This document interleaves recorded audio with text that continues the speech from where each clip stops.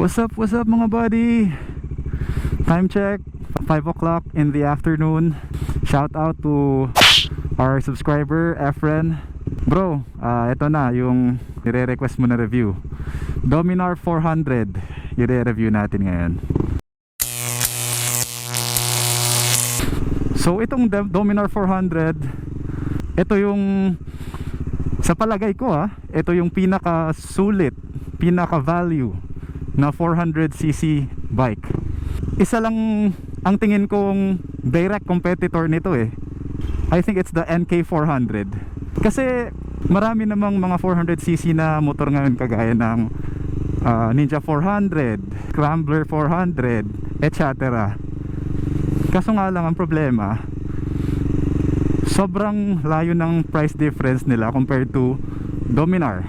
Kasi sa Dominar ngayon, if you buy it brand new, nasa 208,000 pesos. Ang pagkakalam ko yung Ninja 400 dati, brand new yan, is 340,000. So di ba isipin mo, sobrang layo talaga. That's why sinabi ko kanina, yung NK400 ang pinakamalapit na competitor nito. Wait. Kasi si NK nasa 250,000 ata ang brand new na NK. Pero 'di ba? Ang layo pa rin ng difference nila sa NK. Kasi isipin mo 50,000 difference. So talagang mapapaisip ka. Yung Dominar 400 sa pagkakaalam ko, may tatlong gens na Ito kasi, ito yung UG1. So bale ito yung second gen.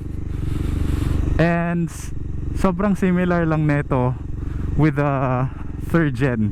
I think ang difference lang nila is yung third gen, more of nilagyan lang nila of adventure accessories like guards, medyo mataas na windscreen, tapos yung crash guard niya medyo may additional na ganon, and built-in phone charger.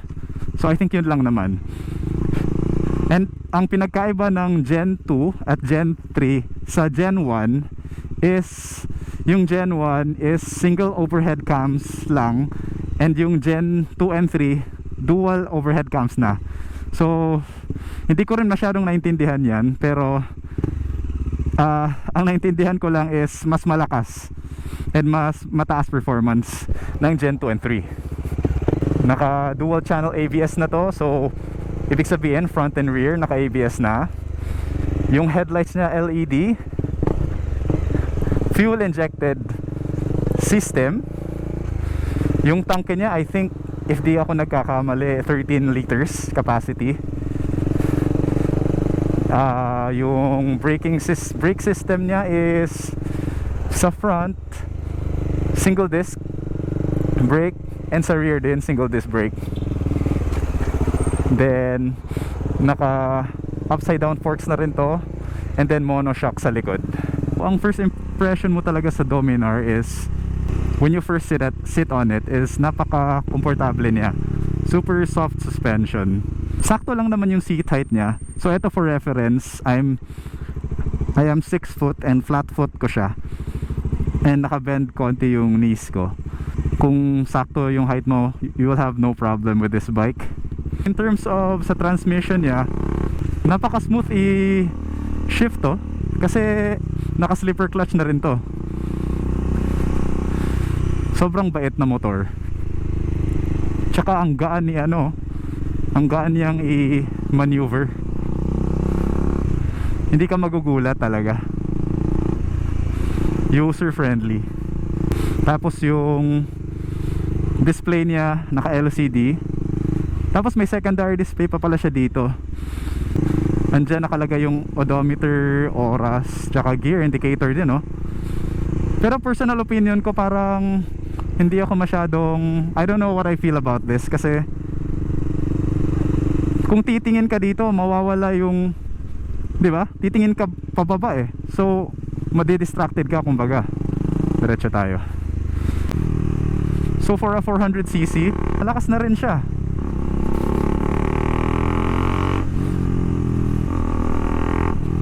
Ako, I have ridden the NK400 before, and hindi naman sa pagbabash, I don't like the feel of it. If ako papipiliin, eto ako compared to NK400. Sige, sabihin na natin na yung NK400 mas malakas dito kasi 400cc yun eh. Eto 373cc, tapos dual pistons pa yun.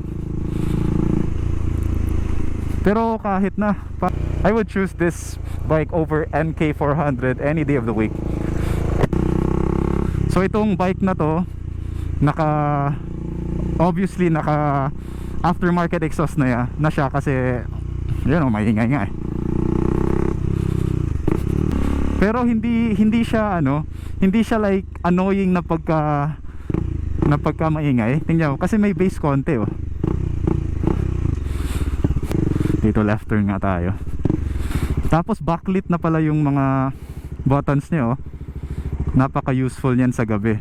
Kasi 'di ba, imagine napaka hassle if hindi backlit yung mga buttons na yan. Hahanapin mo pa if hindi mo memorize. Kunyari new rider ka pa, hahanapin mo pa dyan kung saan yung busina or what. So very good for, saludo ako sa feature na yan. Sana lahat ng motor naka-backlit. Yung ZX14R ko nga parang hindi nga backlit yung mga buttons nun eh. Scam yun ah. So as far as reliability, I think napaka reliable ng mga Bajaj. Kasi ako, I was an owner din of a Rouser 220, and sa ownership ko na yon, napaka solid ng experience ko doon kasi reliable nga siya. Hindi ako talaga ni-stranded nun. Based on the experience of the owner, nasa 25 to 30 kilometers per liter daw yung konsumo neto. So that's very good for a 400cc bike. So try natin ibirit. Oh, malakas. Sa mirrors naman, napakalaki ng mirrors, napakaganda. Like kitang-kita mo talaga yung nasa likod mo. Kasi napansin nyo yung mga motor ngayon, design na lang ang mirrors eh. Like sobrang liit, pampapogi na lang eh. Eto, usable yung mirrors niya. Ayan kitang-kita yung car sa likod. Check natin ang brakes, kung makapit pa.